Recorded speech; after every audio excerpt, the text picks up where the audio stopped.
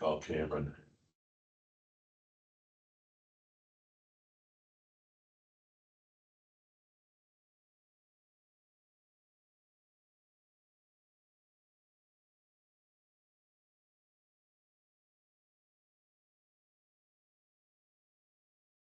What's up? How you doing? Yeah. Nice little score, eh? Nice score on those appliances, eh? That's sweet. Cool. Are you and Sam coming on the boat Saturday? Alright.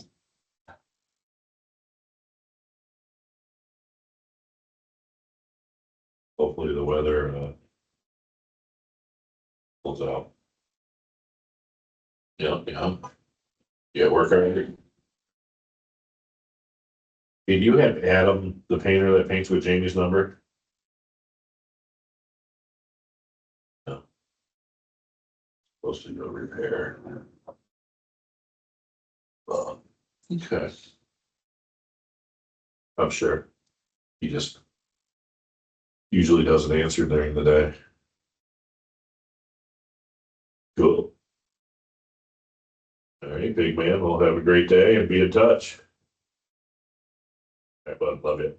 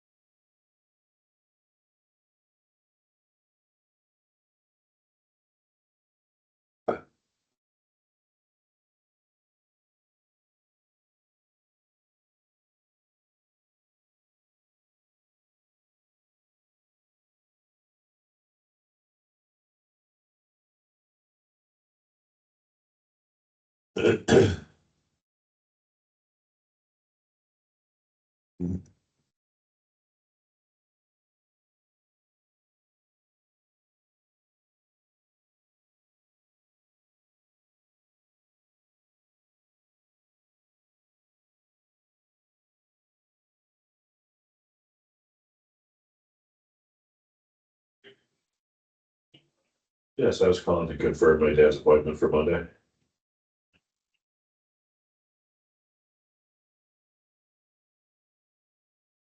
Philip Belovic.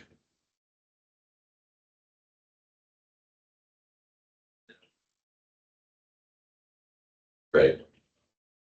Oh my. Sorry. Here, Frank's, we're gonna get that same color. What is it?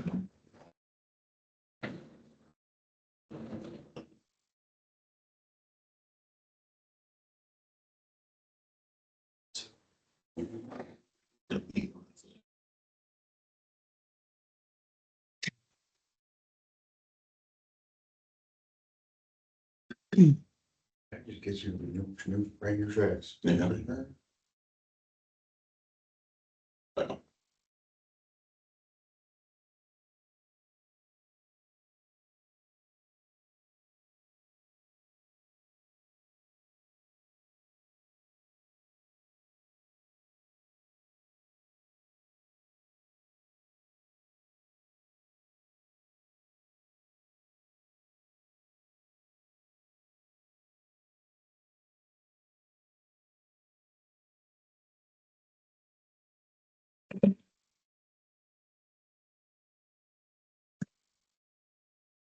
We're like supposed to be Cadillac. We can't get the fucking camera going. Real quick shit, John. Is that what's going on? We got a hot mic. Real hot.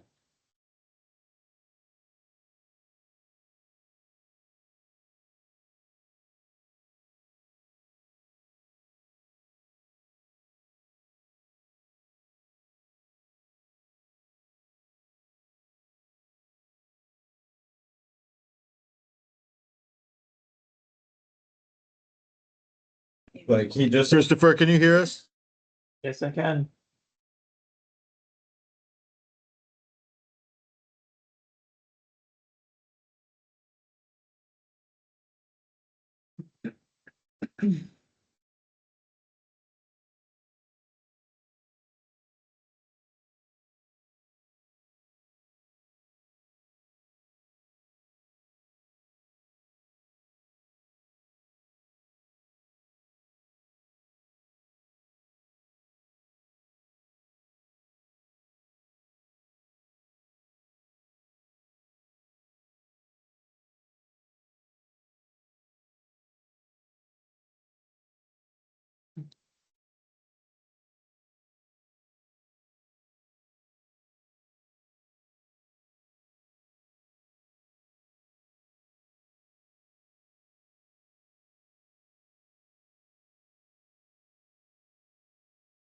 All right, morning, everybody.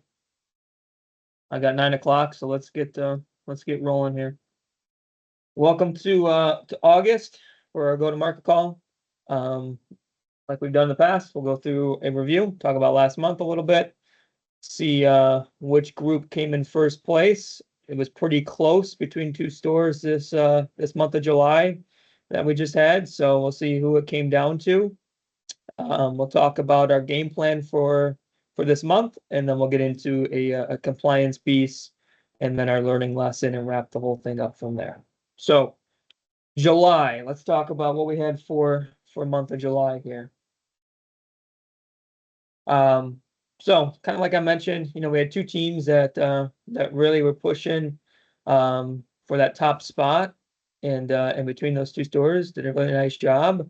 And we got the third store that we need to kind of keep building some momentum and working towards doing that. And I think that we started to show that in July. And hopefully we carry that into August and the rest of the year. So let's jump into it. First store we have Cadillac, crushed it at 126% as your guys' achievement. So way to go. I know that was a full team effort over there for that month, and really proud of what you guys did. So excellent job. The second team here, we got Chevy. Chevy, you guys also came in over 100%. You came in just under the Cadillac team there at 117%. So not the first overall place. Pinckney coming in at 73%. So crown goes to Cadillac, but for Chevrolet and for Caddy, nice job to both of you coming in that over 100% threshold. And Pinckney had a nice rebound from the month of June. So again, trending in that direction, trying to get you guys to that above that 90%. And of course, over 100 would be fantastic and awesome as well. On an individual side of things, let's see who our top performers were. So for first place, we had Vinny.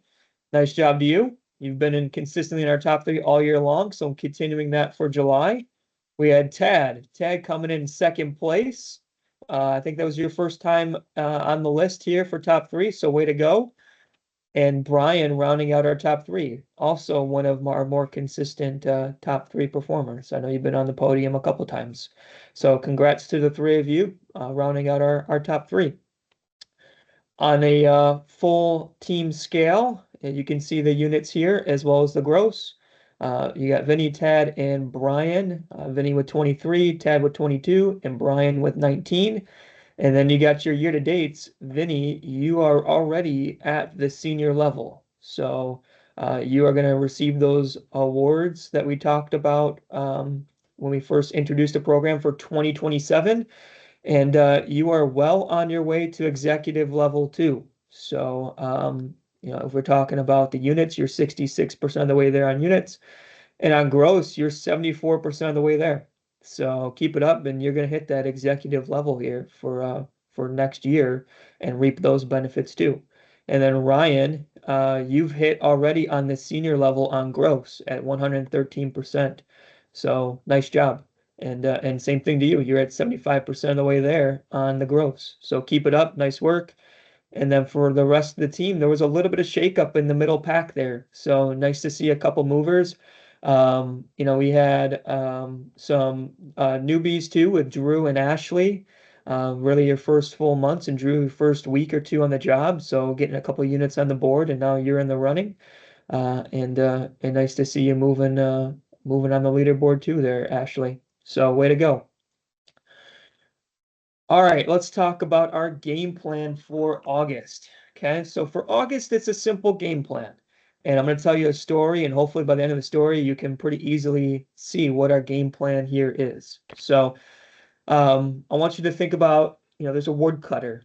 Okay, and there's a woodcutter who takes on a new job at the local timber merchant that hires him to be a lumberjack and cut down some trees. And basically, this is a guy that was born and raised small town that was looking for a new job, and so the timber merchant offered him the job. And pay was good, and so were the working conditions. Obviously, you can see from my nature picture, he gets to deal with the peace and quiet of the woods and go to work and not have too much to worry about other than cutting down his trees. So he goes to work, starts cutting down his trees, and he was determined to do his very best from the start. He wanted to be the best woodcutter that there was in the company, but also that he knew that he was capable of being. So he starts cutting down his trees. His boss gives him an axe, and he shows up in the area of the forest where he was to work. The first day, he cuts down 18 trees. It's a long day, but he puts it in his work. He knows what he has to do. Doesn't take much time to stop, and he cuts down his 18 trees. His boss was actually pretty impressed and said to him, you know, well done, keep it up. You're actually our best woodcutter yet. So pumped up his tires, he's feeling pretty good about himself, and he's motivated by his boss's words. So the next day he comes to work, he tries even harder. And that day, he only cuts down 15 trees. And he's a little bit disappointed as to what happened. The third day, he decides to go back at it, comes in early, stays late, and he goes to put his best foot forward and effort. And that day, he only cuts down 10 trees. The day after is fewer. The day after that is even fewer. His boss comes to him and, you know, tells him that if he doesn't chop down any more trees and keeps falling behind, he's going to have to let him go. So he decides to work during his lunch breaks. He works during afternoon breaks, but he still couldn't cut enough trees.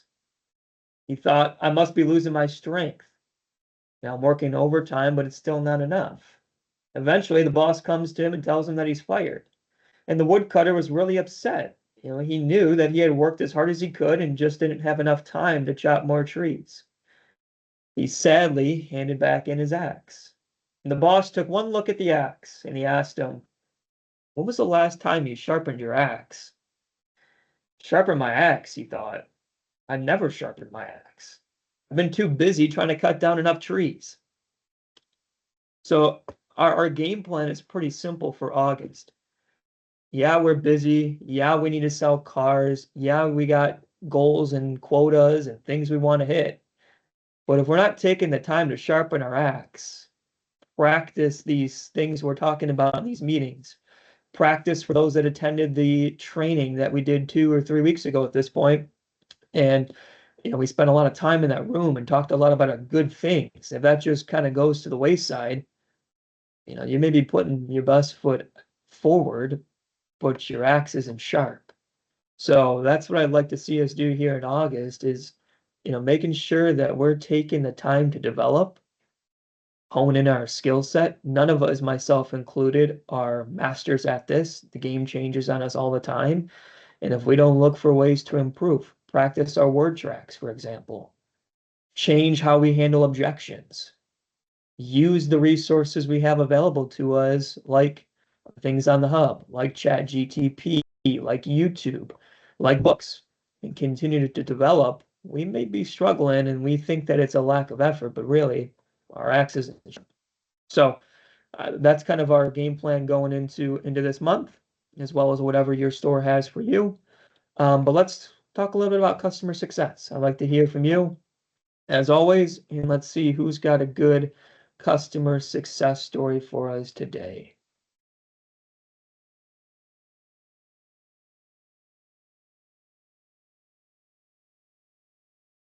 Okay, Andrew, I saw you walk in, so if you could tell us something that happened last month that was a positive experience with one of your customers. There was a customer that I spoke to for the first time in February of this year. And he was looking for a very specific Yukon or Tahoe. Wasn't trying to spend over 20 grand.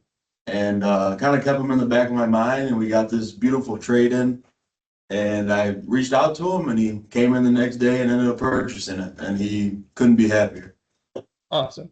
You know, that is what we're talking about when we mention that these work plans, there's gold in those hills type of mentality. The guy who started shopping in February, and you guys heard me say it, the average buying window is anywhere from 14 to 90 days, and sometimes longer for a customer.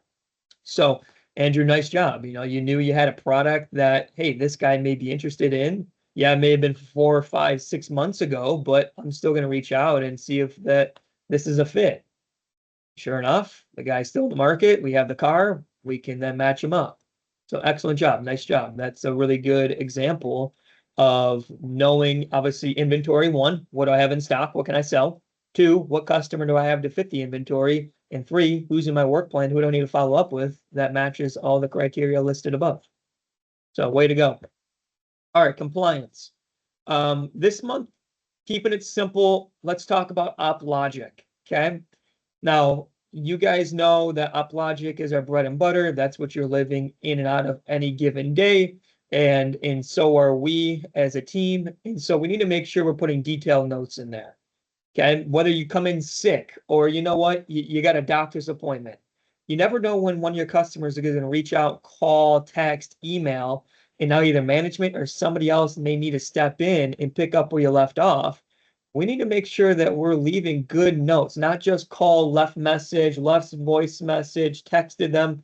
What'd you text about? What did you talk on the phone about? What was your voice message about?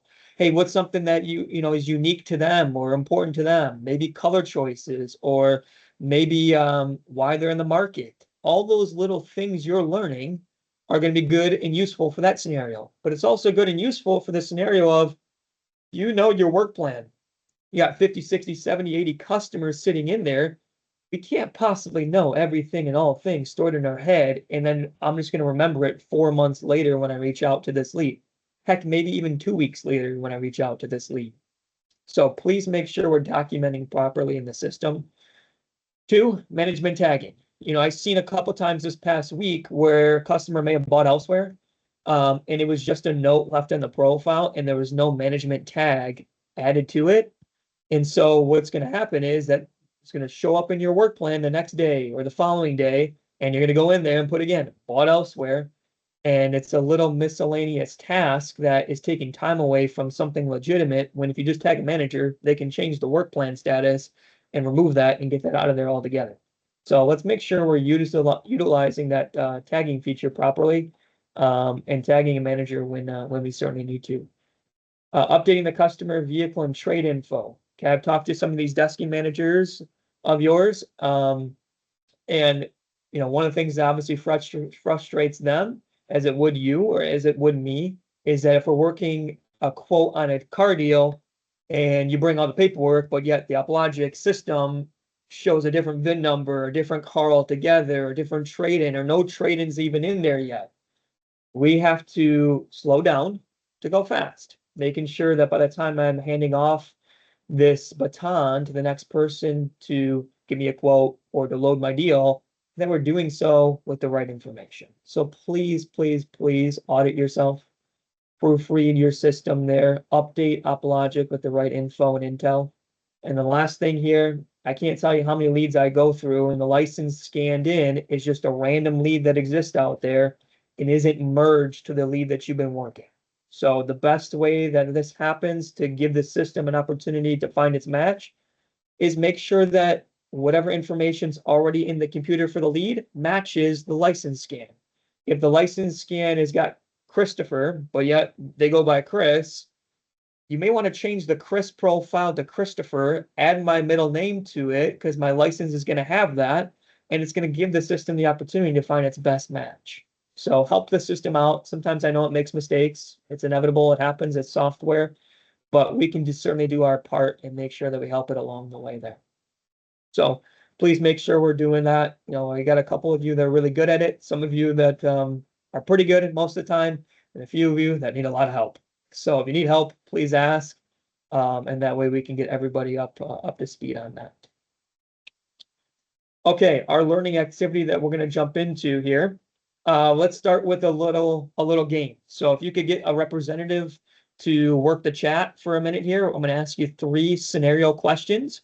And as a team, you guys can shout out what you think is the answer. So let's talk about real or AI hallucination. So AI is a great, fantastic, awesome tool. It's getting better day by day. There's new AIs that come out there, from Claude to ChatGPT. We could keep going on. Mia exists now. There's all kinds of these things. We have to be aware, though, that AI is a tool, and it's only useful when you know how to work the tool. So what we're dealing with when you have something like ChatGPT is that it's a predictive algorithm, meaning that it's predicting based off the sequence of words that you put into it, what it thinks the answer should be based off of all the information that's found in the internet. So if those 2 words that you type into your chat exist together, it's going to try and find those 2 words existing together out there in the internet. And then based off of what you put in compared to what's out there, it's going to predict what should come next after that. Now, for the most part, that's pretty cool, pretty easy to use. But there's sometimes that AI is known for producing hallucinations. Hallucinations may be that it's real information or close to being real information, but it's serving it up to you in a way that it's not necessarily true. And whatever you were asking it and how it's presenting it to you, some of the facts may be off a little bit, or maybe out of order, or it may have switched out a few of the facts. And so 90% of it's real, but 10% of it is not. So these are things I put it into chat, and a few of them are real, and a few of them may be AI. So first one I have for you is the Oscar Mayer Packaged Meats Company markets and sells a bologna facial mask that is shaped and colored to look like a pink slice of bologna. Is that real, or is that an AI hallucination? So put your answer in the chat there.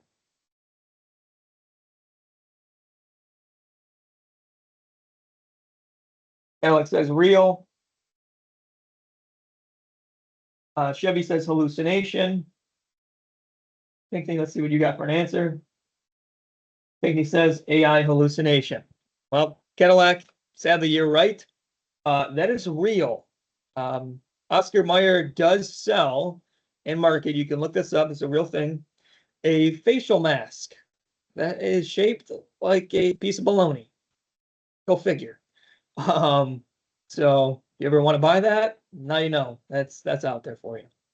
Number 2, Elon Musk does not allow Tesla employees to include the word problem in any internal communications. Instead, Tesla mandates their employees to use words like hurdle, obstacle, or setback. Let's see what you got for that one.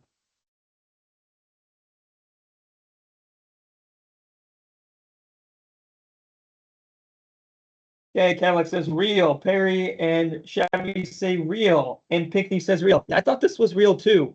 When I was looking at this, it's actually an AI hallucination. As weird as that guy is, they don't mandate that they use those words, but instead they encourage their employees. So AI served this up with the word mandate. Not sure why. It's an encouragement. It is not a mandate. So that is an AI hallucination.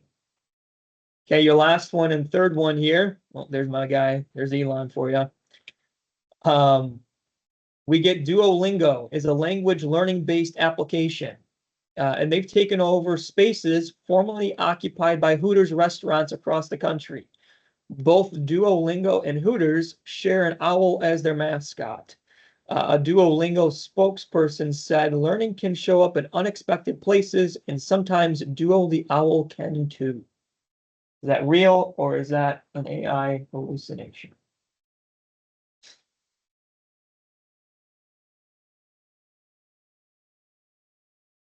Okay, Chevy says real.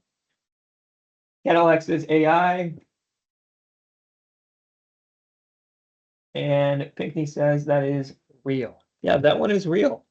Odd, strange, but that one's actually a real thing. So if you ever see a abandoned Hooters, I guess this learning-based software company, Duolingo, could be taken over.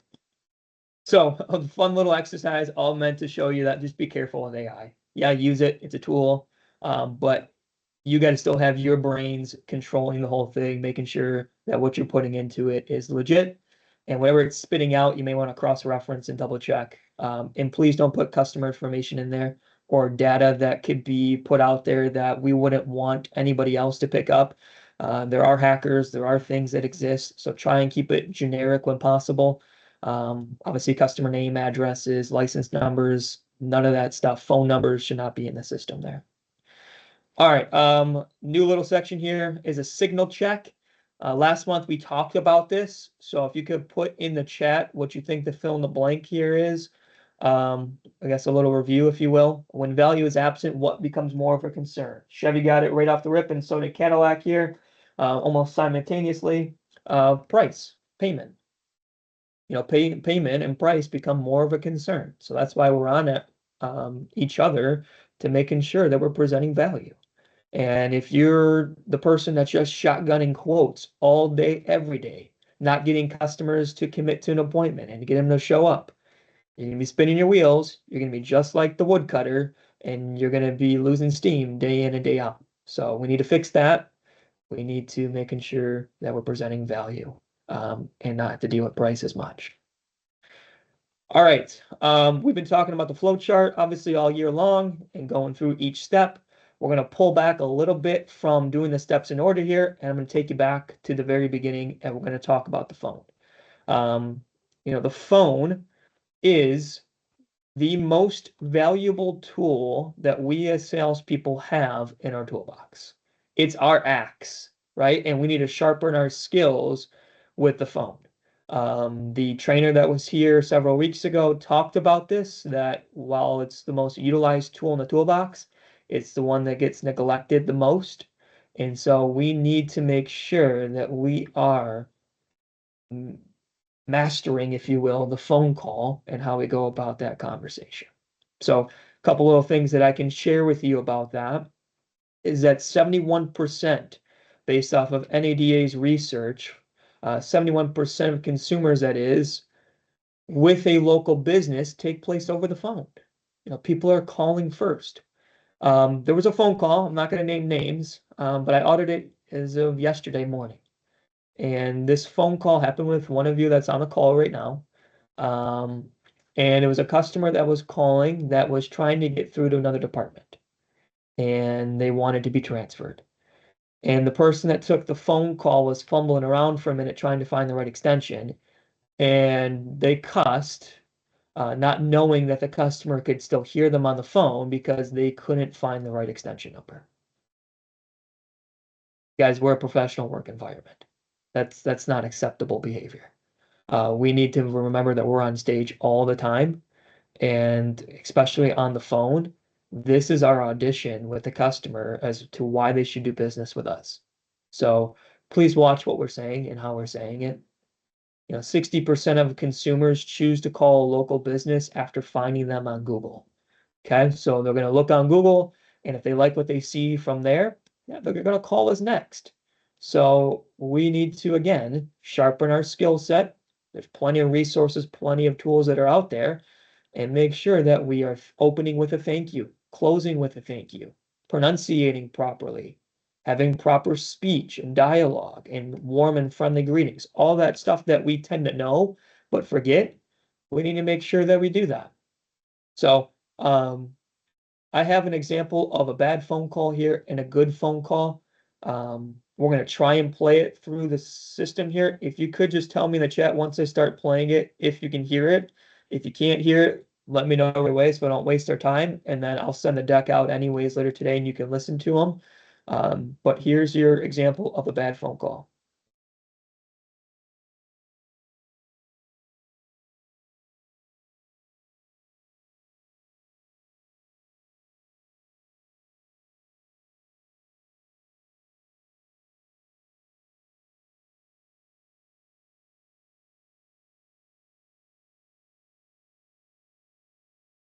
Alright, Chevy says they can't hear it. So it was playing, so I'll send it out later with the deck. But basically what that call was a customer was calling to get some information about their trade-in. And we did the whole song and dance about, you know, can you please send me the VIN number? We can do a remote appraisal, this, that, and the other thing. And not engaging the customer a little bit more with some open-ended questions to try and find out some information about the trade, but then offering them the opportunity to say, hey, look, my buyer is actually here today, and we're in the market for vehicles that sound just like what you have to offer. Tell me a little bit about the car you're shopping for, and maybe we can kill two birds with one stone and have you bring that trade in. We'll certainly get it with my buyer right away. And I, as your salesperson, I'll have a vehicle pulled up for you that you have interest in, and we can take a look at it. Even offering that type of dialogue. The bad phone call doesn't offer that. The good phone call goes into it in a non-threatening way where we can basically disarm the customer and treat whatever information we're going to gather from them during their appointment as an information gathering event. If you remember, Dino, the trainer, he talked about using that verbiage, information gathering event. And certainly that's something that we want to be able to use too, because it's saying something common in an uncommon way.